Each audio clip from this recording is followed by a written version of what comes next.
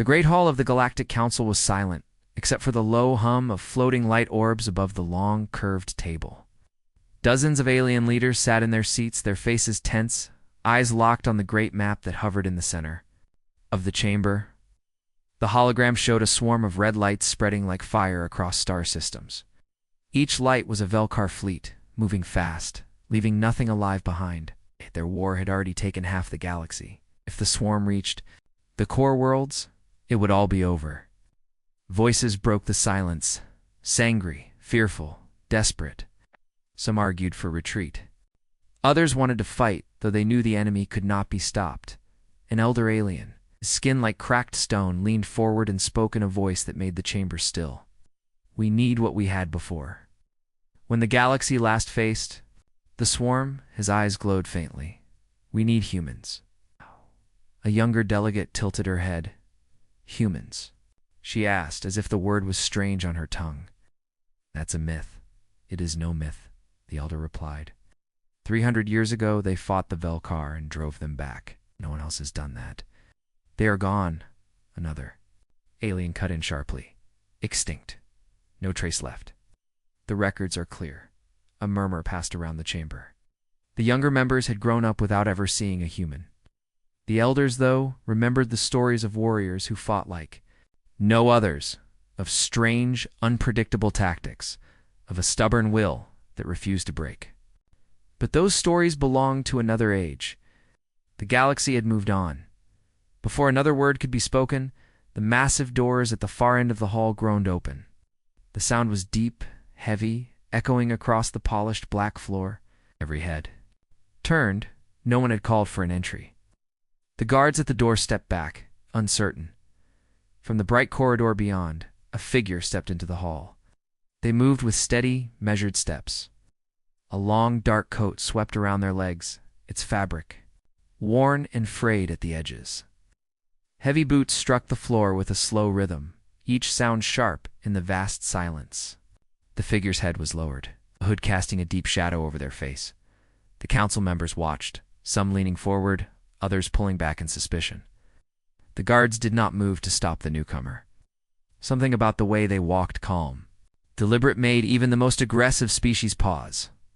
The figure stopped at the edge of the holographic map, right in the center of the council's attention. For a moment, no one spoke. Then the elder with stone-like skin whispered, almost to himself, "No, it cannot be." The hooded figure reached up slowly, gloved fingers pushing the hood back. Gasps filled the hall. The face revealed was human pale, from years without sunlight, lined with the marks of hardship, but unmistakably human. The eyes were sharp and alive, scanning the room as if weighing every being present. "It's impossible," someone muttered. "They're all dead." The human gave a faint, humorless smile. "Not all," he said, his voice steady and clear, carrying through the chamber. "Name's Captain Elias Vance." His gaze moved from one alien leader to the next. "I hear you have a swarm problem." The council was frozen. Some delegates stared in open shock. Others narrowed their eyes in distrust. A reptilian warrior slammed his claw on the table. "This is a trick. No human could survive this long." Elias did not flinch. 3 centuries ago, we fought the Velkar, and we beat them. You've been losing because you fight them the same way you fight each other. That's not how you win. The elder leaned forward. If you are what you claim, why come now? Why reveal yourself? Elias looked at the red swarm spreading across the hologram, then back at the council. Because you're about to lose everything, and I don't like losing. The room stayed silent for several long seconds. The weight of his words seemed to settle over them all. Somewhere in the distance, beyond the thick walls of the council hall, a low alarm began to pulse. Another star system had fallen to the Velkar. The leaders turned back to Elias, and in that moment, the galaxy's greatest mystery had stepped out of legend and into their war. The council chamber remained heavy with silence, while the air thick with disbelief and suspicion. Every alien present studied Elias Vance as though they were trying to see through him, to decide if he was real or just another clever deception. The elder with the stone-like skin finally broke the stillness. "If you truly are human," he said slowly, "prove it." Elias didn't hesitate. "Name the battle where the Velcar breached the Ultron Gate," he said, his eyes locked. "On the elder, we were outnumbered 20-1. Fought on the western flank, I fought on the east. He held the line for 3 hours. We held it for 7. The elder's eyes widened. "That battle was never recorded in the public archives. Only those who stood there would know it." "I was there," Elias replied simply. His tone carried no arrogance, only the certainty of truth. "And I remember the smell of the fires. Remember the way the sky turned black with their ships." Murmurs spread through the room. Some council members exchanged wary glances, while others leaned forward, eager. A tall insectoid diplomat clicked her mandibles. "If humans survived, why hide? You could have changed the balance of power in the galaxy." Elias's expression hardened. "We didn't hide because we were afraid. We hid because the galaxy wasn't ready for us, not after the last war. And because there are things out there far worse than the Velcar. Things you've never seen, but we have." The words sent a shiver through the chamber. Even the most battle-hardened leaders felt a twinge of unease. A feline-like commander with amber eyes narrowed at him. "You expect us to believe that? After all these years, you appear out of nowhere, ready to save us. Sounds convenient." Elias stepped closer to the hologram, his boots echoing softly on the floor. With one hand, he spun the map, zooming in on the swarm's movements. "You've been fighting them head-on, system by system. That's why you're losing. The Velcar don't think like you do. They don't care about territory. They care about resources, life, heat. You want to win? You hit them where it hurts their feeding worlds. Cut the hive supply, and the swarm starves." The reptilian warrior from earlier hissed in frustration. "We've tried. They defend those worlds with everything they have." Elias glanced up, a glint of something dangerous in his eyes. "Not if you make them think you're somewhere else." The council members exchanged uncertain looks. His confidence was unsettling, but there was a sharp logic in his words. The elder leaned forward. "And you have a way to do this?" "I have more than a way," Elias said. "I have technology, human technology, that can make it possible." He paused, letting the words sink in. "But it's not here. Getting it won't be easy." A ripple of tension passed through the hall. The insectoid diplomat's antennae twitched. "Where is it?" Elias's gaze shifted toward the farthest edge of the star map. Beyond the territories marked in green or red, past the gray uncharted zones. His voice was low when he spoke. "It's in a place your ships don't go. A place you've all marked as dead space." The feline commander tilted her head. "The hollow verge." Elias gave a single nod. "That's where humanity's last weapons are sleeping. And if we want any chance to win this war, we have to wake them." For a long moment, no one spoke. Then the elder rose from his seat, the sound of stone grinding faintly as he stood. "His council will decide if we trust you, Captain Vance. But know this, if you're lying, you won't leave this hall alive." Elias met his gaze without flinching. "If I were lying," he said, "I wouldn't be here." Beyond the chamber, the alarm still pulsed, marking another world falling. To the swarm, time was running out. The choice was theirs: trust the last human, or face extinction without him. The council's private chamber was smaller, darker, and quieter than the great hall. But the tension inside it was sharper, like a blade ready to cut. Only the highest-ranking leaders remained, gathered around the same star map that now floated. In the center of the room, the red swarm markers pulsed faintly, creeping forward with each passing hour. Elias stood on one side of the table, his coat draped across his shoulders, eyes fixed on the map as if memorizing every route and movement. "You speak as if you know the swarm better than we do," the insectoid diplomat said, her voice clicking. "With suspicion? I do," Elias replied. "Because I've fought them longer than any of you. Your fleets try to match their numbers, match their strength. You can't win like that. The Velcar aren't an army, they're a plague.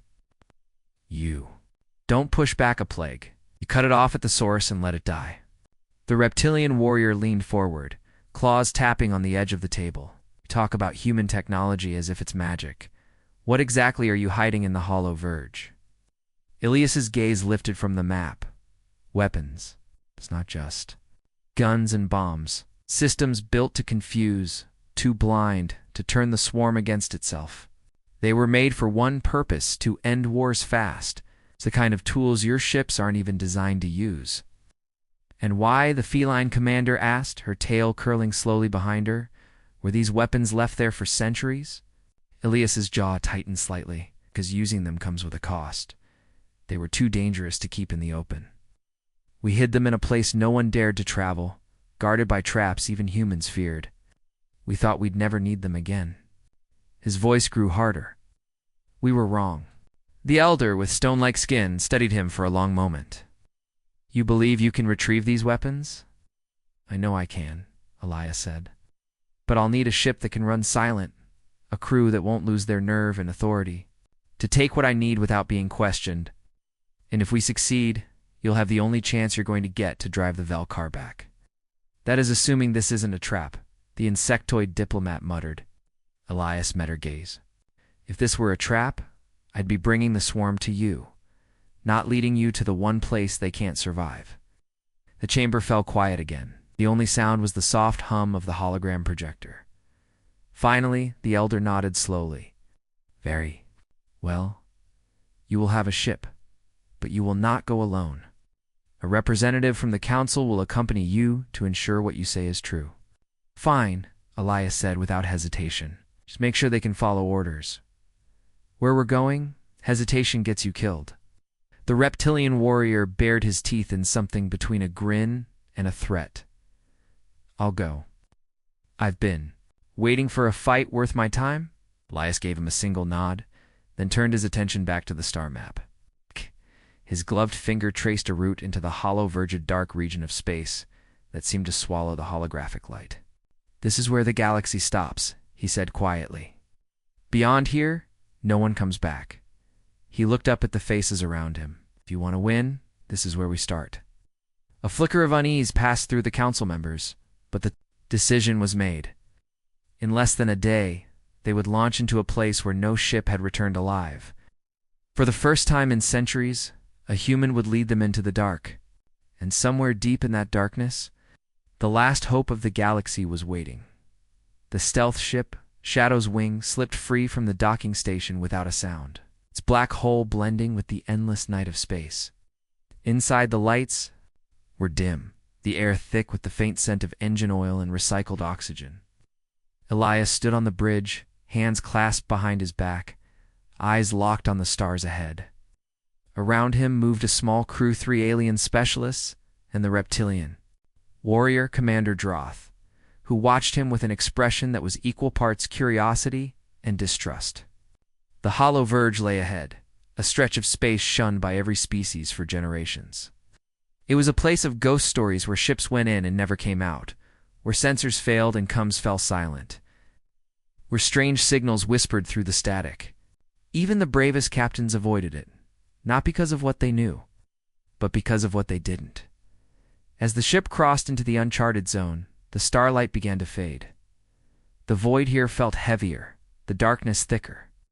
The navigation console flickered, its readings growing erratic.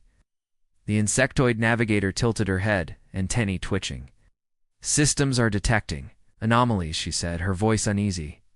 They're not anomalies, Elias replied without looking up. They're warnings. The Verge doesn't like visitors. Droth's tail flicked in irritation. You talk about this place like it's alive. Elias finally turned to meet his gaze. When you've been here as many times as I have, it feels that way. The crew exchanged uneasy glances. Few believed his claim of multiple visits, but none could deny the way he seemed to know exactly when to adjust their course, when to cut power, when to hold still in the silence. Twice already, he had ordered the engines killed, just as massive. Unseen shapes drifted past their sensors, too large, too slow, and too quiet to be ordinary debris. Hours into their journey, a faint signal crackled through the comms. It wasn't Valkar. It wasn't any known code. The voice was distorted, muffled by static, but it spoke in Galactic Common. Turn back. You don't belong here. The insectoid navigator froze, her claws hovering over the console. This is impossible. There's no signal relay this. Far out. Ilias's eyes narrowed. Ignore it. It's just the Verge playing tricks. But the voice came again, clearer this time, an old, tired voice that sent a chill through the crew. Elias, is that you? Droth's hand moved to the hilt of his blade. Explain this, he growled. Elias didn't answer immediately. He stepped forward, leaning over the cum panel. We're coming in, he said. Open the gate. The crew exchanged bewildered looks. There was no gate on the star map. But ahead, a massive asteroid loomed out of the darkness, its surface pitted and scarred. As they approached, a faint blue light pulsed across one side, and a hidden entrance slowly began to open, revealing a hangar bathed in pale white light. The ship glided inside, the entrance ceiling shut behind them. For a moment, the crew stared in disbelief.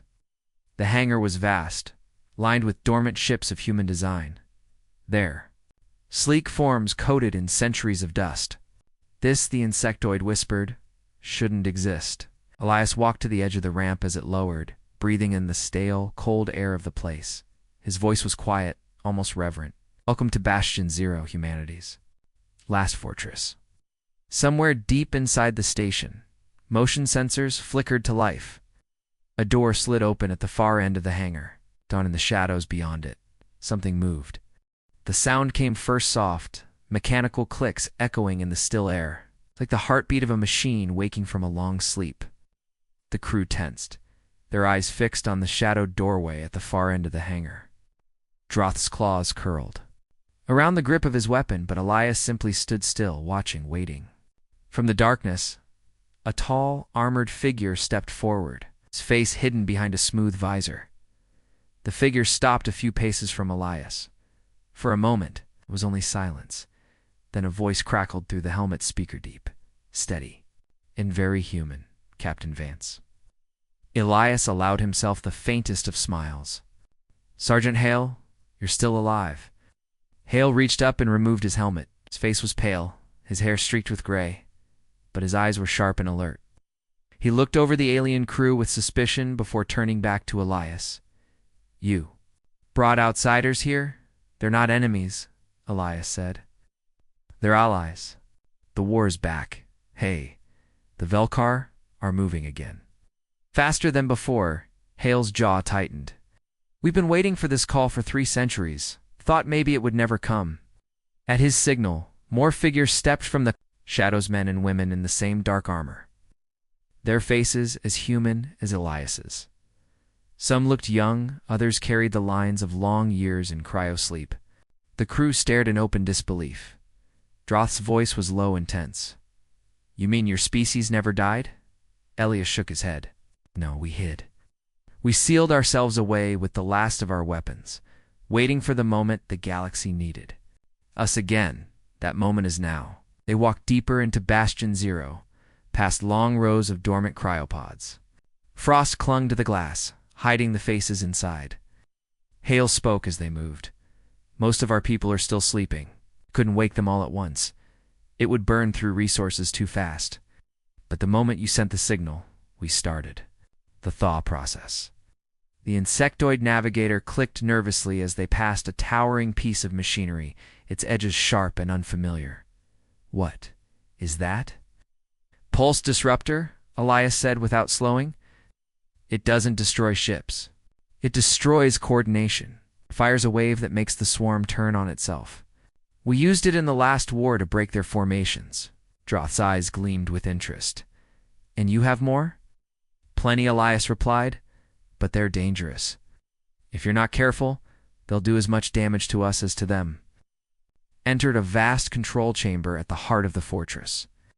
Screens flickered to life, showing systems coming online after centuries of silence.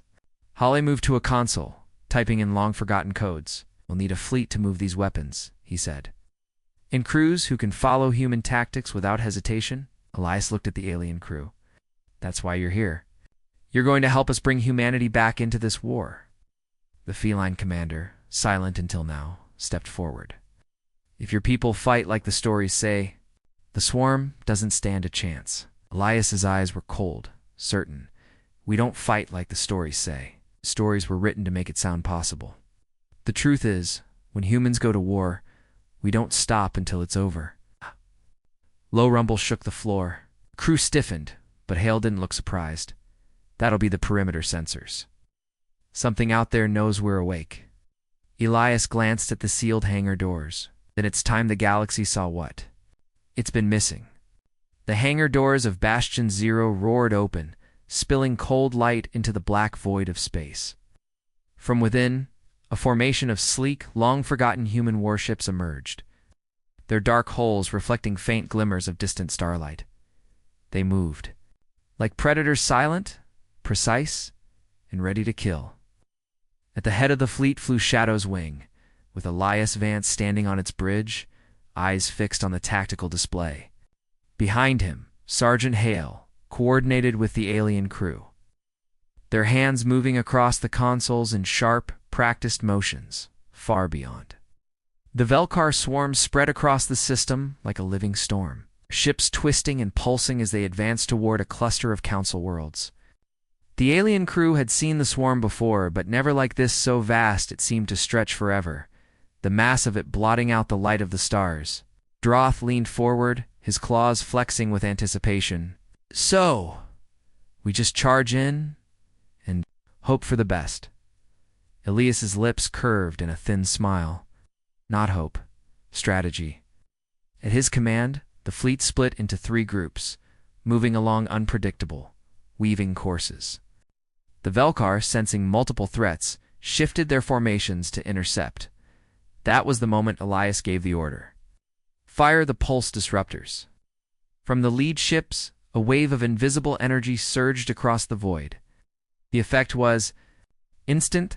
The swarm ships jerked violently, turning their weapons on each other as chaos spread through their ranks. Confusion rippled through the enemy like a disease. Hale's voice cut through the bridge chatter. Disruptors recharging. 40 seconds until next pulse. The alien crew watched in awe as the humans pressed the advantage. Smaller attack ships darted through the gaps, striking at the swarm's command nodes. The feline commander's voice was almost a growl of satisfaction. They can't regroup. You're tearing them apart, good Elias said. Let's finish it. The next pulse hit harder, shattering what little order remained in the enemy formation. Droth led a strike team into the thick of the chaos, boarding a crippled Velkar hive ship and planting charges deep in its core. When the detonation came, the blast lit up the darkness like a newborn star, and pieces of the hive scattered into the void. One by one, the swarm ships broke away, retreating toward the edges of the system. Some didn't make it far human, and allied ships pursued, cutting them down with relentless precision. By the time the fighting ended, the swarm's presence in the system was gone, leaving only drifting wreckage and the quiet hum of victorious engines. On the bridge, the crew stared at the displays in stunned silence. It had been years, decades, since anyone had seen the Velkar flee. The feline commander turned to Elias, her voice low but certain. You've just changed the war. Elias didn't look at her. His gaze remained on the stars where the remnants of the swarm vanished into the dark. No, he said quietly. We've started it. Hale stepped up beside him, his expression unreadable. You think they'll come back stronger? They always do, Elias replied. But so will we. The galaxy knows we're not extinct anymore. That means we're going to have allies and enemies we haven't even met yet. For a long moment, no one spoke. The stars stretched out before them, endless and waiting. Then Elias gave a single order. Set course for the next swarm-held system. We keep moving. As the fleet turned toward the distant light of another war, the message was already spreading across the galaxy. Humanity had returned, and they were ready to finish what they started. The news traveled faster than any ship could fly across the galaxy, from the shining spires of core world capitals to the forgotten mining outposts on the rim. One message repeated over and over. Humans are back. Some heard it with relief, others with dread, and some with disbelief. But no one could ignore it. The footage was everywhere, grainy battle feeds showing human warships cutting through the Velkar like a blade through glass, the swarm scattering in a way it never had before. In the council hall, the same leaders who had doubted Elias Vance now argued about how much power to give him. Some feared him more than they had feared the Velkar. Others demanded full support, calling him the key to survival. The elder, with stone-like skin, said nothing during the debates. He simply watched the halls of the battle again and again, the ghost of a smile on his ancient face. Far from the politics, in the deep black between stars, Shadow's wing flew with the growing human fleet in its wake. More cryopods had been opened in Bastion Zero, each one releasing another soldier from the past. Ships long buried in asteroid hangars now sailed again, their engines rumbling with new life. The old war banners of humanity forgotten by the galaxy were once more painted on hulls, sharp against the darkness. Elias stood alone in the observation deck, hands resting lightly on the railing as he stared into the starfield. Sergeant Hale entered quietly. "The fleet's ready for the next push," he reported. "Scouts have found 3 more swarm strongholds. We can hit them before they regroup." Elias didn't turn. "We'll hit them all. Fast and hard." Fast. Never. "Let them breathe." His voice was calm, but there was an edge in it, something personal. Hale hesitated. "This isn't just about the Velkar, is it?" Ilias's gaze stayed on the stars. "No, they're just the start. The galaxy's forgotten what humans can do. When this war is over, they'll remember." The silence between them was heavy, but not uncomfortable. Outside the viewport, a lone Velkar scout ship drifted at the edge of sensor range, watching. The fleet Elias saw it and smiled faintly. "Let them run," he murmured. "Let them tell their masters we're coming." Somewhere beyond the rim, in places no map dared to mark, other powers were stirring. Some feared the Velkar's fall. No! Others saw opportunity in the chaos. And in the quiet corners of the galaxy, whispers began to spread, not just about the return of humanity, but about the shadows that had driven them into hiding in the first place. As Shadow's wing powered up for its next jump, the stars ahead seemed to blaze brighter, as if daring them forward.